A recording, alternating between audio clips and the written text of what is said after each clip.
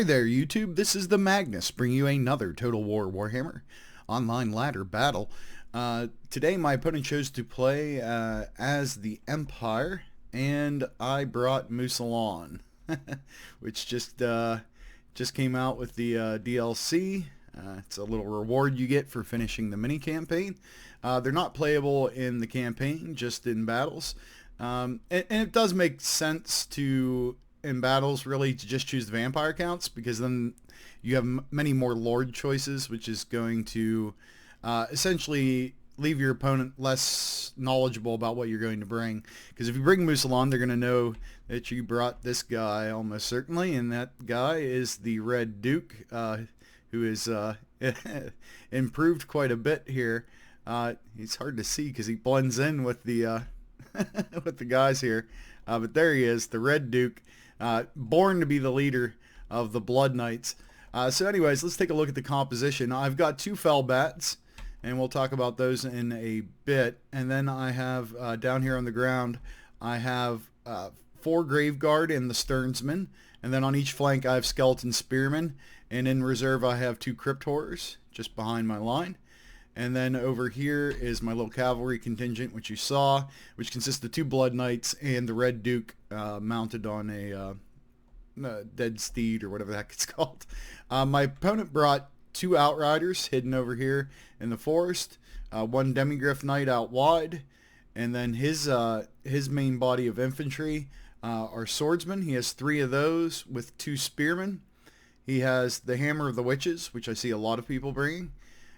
He has 3 handgunners and a silver bullets, and I believe he has, yes, 2 crossbowmen. The light wizard with the net, of course, and the general of the Empire. So let's go ahead and get this puppy started. I hope everybody's enjoying playing the Wood Elves. I've enjoyed it. My thoughts as far as them in multiplayer, you know, very much incomplete. I've only had a couple days to do tests. I have done a lot of testing and tried a lot of different builds. Not on the ladder. I haven't played them on the ladder yet. But I would say so far they're kind of a middle of the road faction.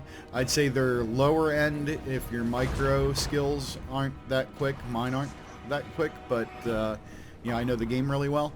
So I'd say I'm okay with them. If you have really fast micro and you know the game really well, though, you can do some pretty amazing stuff with them. I've seen Ninja Hun do it. Of course, I've seen him do that with just about any composition. So he's chasing my bats, which I teased towards his cav because I could use them to interrupt their charge. That's one of the great things you can use these little throwaway creepers for. And now his general's going to chase him around. So I'm going to bring my cav chasing his cav. He's going to pull it back here near his guns and near his light wizard, which is kind of to be expected. Then the Outriders come out of the woods, so I'm not quite sure what I should do here. So I kind of scare them back a little bit to see if he's paying attention, and then I'm going to start to commit those. The bats I still have running around, and our main line of dead dudes in this nice designer yellow are going to start heading towards his main line, or continue heading towards his main line, I should say. And I start to commit my calves some more, and I know the net's coming, so what can I do about it? Well, one thing is not stay as a group that could be netted. So you're gonna notice I pull like one of these where I split up my group into 3 to see how he's gonna respond to that, and to try to minimize how much net action he's going to get. His Outriders are trolling, following my line. I'm not really going to pay attention to them except for with my bats. And you know, I was thinking, should I send the bats in here to get the guns? Should I use the bats to tie down his lord? And I decided, well, you know, I think the Outriders are probably the best choice, so we're going to send them into there. Now here comes my 3-headed, we'll call it the Hydra approach, all targeting the Demigryph Knight, but we're spread out enough that, you know, he can't get that critical net in, so we're going to get 1 charge here, and then he's going to net these 2. So he took, you know, 2 out of 3 ain't bad. He's right about that. I don't know how it was before the patch, but with neither of us having any buffs or spells come down or help, it looks like he's winning this battle quite convincingly. I don't see any shooting happening over here, so it would appear that the Demigryphs have a advantage over the Blood Knights, which I could have swore it was the other way. You know, maybe there was some other factor I didn't think of. So we get free from the nets. We're going to be able to charge in. We're going to lose the one Blood Knight, but the rest of us should be able to clean up the Demigryph Knight. Some shooting obviously going on. Our lines have met. Now, just a quick thought while we're in slow-mo here, is that obviously I have far better infantry than him. So my thinking when I'm in this kind of situation, which happens a lot because a lot of my vampire builds bring really good infantry, like our Grave Guard and stuff like Crypt Horrors, is all I have to do is minimize everything else as much as I can so that my infantry, and then my infantry will win this battle, right? Like, you know, minimize how much his ranged units can affect it, minimize his cavalry, all that stuff, how much they can affect this engagement, and I'm going to win.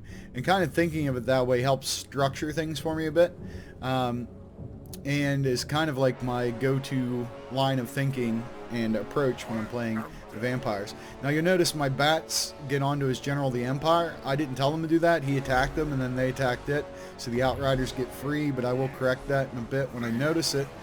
Here, some of his line starts to break, so we're going to be able to move forward and get into his handgunners and the Free Company militia down here and start to put some hurt on them. Over here, you know, we cleaned up the Demigryphs for the most part. He almost got his spears onto me, but I'm going to be able to do one of these on them because they're slow, and that's going to kind of give me an opportunity here. If we look back, I got my bats back on the Outriders. Now, the Outriders will not stop shooting because of bats. Didn't know that, by the way. But it will stop some of the ranks, like the ones where they're attacking. So it's kind of weird. So they're not the best for tying up Outriders. Anyway, so I'm going to be able to get a nice charge here into the silver bullets and some of his crossbow guys, and gonna put some hurt on them. The damage is gonna be real. As you can see, they slip down pretty quick, and I'm gonna put down Invocation and the Heck to heal up my Blood Knights there. I actually double clicked it just out of habit, so I kind of wasted some Winds of Magic, but these things happen. Here, you know, I should have pulled one all the way out and around. Now I have a bad habit of doing this, like just letting this go, because I'm thinking, well, you know, they're fighting some, right? Like there's some of them swinging in there, barely. I hate to have all this time because it does take a long time to work your way around somebody, but you really should do it. In the end, it's almost always valuable. So over here, now we're getting rid of this stupid Light Wizard. I want him out, and then I'm going to try to focus down the General of the Empire. Now, this is where our Red Duke really shines, and I like him in general a lot, but it's this L-Sif ability. Reduces their speed by 50%, a 22% physical resistance, and negative 60 melee defense. So basically just opens you wide open to get slaughtered. He can only use this, it's like every 90 seconds or something like that, or maybe a little longer, and he can only use it against leaders and heroes. But it's just fantastic for dueling. Plus, the Red Duke has the duelist trait, which makes him, obviously, good in one-on-one situations. So the General of the Empire loses that fight. The balance bar goes heavily in my favor. Now it's really about cleanup and not making any mistakes, because you can lose at this stage of the game if you make the wrong mistakes, and it's definitely happened to me. So we're gonna get into the last of his missiles that are still firing here and clean those up. Now he's just breaking out into a full chain route, except for his Light Wizard and his General who came back. So we're gonna need to put them down. Basically, we need to break the General of the Empire again for this thing to end. So I'm working on the Light Wizard and gonna work on the General of the Empire. And in comes some Grave Guard, and the General of the Empire decides that is not a fight he wants to have. And we have a victory for our new friends, Usalon. I don't know if I'm pronouncing that right, but French vampires. So let's take a look at the tail of the tape. The Skeleton Spearmen did quite well out on my flanks. Graveguard, of course, and the Sternsman, excellent. My one Blood Knight got slaughtered. Put a lot of damage onto those Demigryphs, but didn't kill a single model, which I was pretty shocked by. But our other Blood Knight cleaned up and got himself a chevron. the bats were what they were, and the Crypt Horrors did pretty well. So overall, I was happy with how my army performed. I made some mistakes. This is a new composition, obviously. The Red Duke just becoming playable and trying to work with some of his synergies and stuff. So I'm not used to it. It takes time to perfect the build, but I really like what I'm seeing here, and what I'm getting from it. Good game to my opponent. His infantry did very poorly. Several of them not even a single kill against my stud vampire corps. These guys did all right. 48 kills for a swordsman is quite good, actually. His missile units, were firing mostly at the Blood Knights, so they did okay, but they should have got a lot more kills to be valuable. The Demigryph Knights definitely did their job. The Outriders, these guys just don't kill quick enough. If you're planning a long, protracted engagement, they can be good. But in this case, or a shock and awe type deal, especially with the grenade launchers. But when you bring very little infantry, this thing's going to either be over in your favor or against you very quickly. So not necessarily a good pairing, but they are good for what you use them for, harassment and whatnot. The Hammer of the Witches didn't get too much action. He didn't really make any effort to defend it. He just left it up front and let me eat it. So the kind of a bummer to only get 12 kills out of something. I think it's around 1,200, so those were expensive kills. Overall, too, like I said, I really like the Red Duke. I encourage you to check him out. He looks cool. He fits with the Blood Knights, which is really nice. I've been fortunate that I've faced a good bit of highly ranked people lately, and won, which is always a plus. And I've gotten my rank up to 136, so we'll see if we can keep climbing. But as I have a lot of builds like this that I'm using that are new to me, we won't hold our breath, but we'll hope for good things. So if you enjoyed the battle, if you learned something, please hit like, please hit subscribe. Until the next time, this is the Magnus, and I'll see you on the ladder.